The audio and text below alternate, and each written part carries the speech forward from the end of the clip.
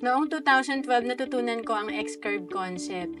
Ito yung importante pala, tayo ay nakakapag-ipon para mula sa active income, ito yung you work hard for the money, mapunta tayo sa stage na nakarely na tayo sa passive income. Ito yung money working for you. And para maging successful tayo, lalo na sa personal finance, importante, we have to pay the price.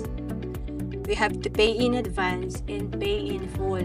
Kaya naman noong 2012, nung nalaman ko na kailangan pala makapag-ipon talaga ako, talaga nag-part-time career ako na bilang financial educator para kumita ako na extra additional income at para mas lumaki ang aking naiipon.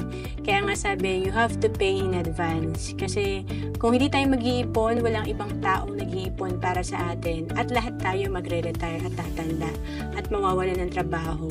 So by the time na magre-retire na tayo, pag tayo ay nakapag-ipon, meron tayong mahuhugot. At sa sample natin, kahit 3,000 per month ang iyong naiipon, after 20 years, ang projection nito, nasa 2.9 million kung marunong tayong mag-invest. At kung naghahanap ka kung saan ka pwedeng magsimula mag-invest, pwede ka sa Kaiser, na 3 na yung meron ka, investment, healthcare, at life insurance. To know more about Kaiser, message mo lang ako sa FB, Roanne Celis Capistrano.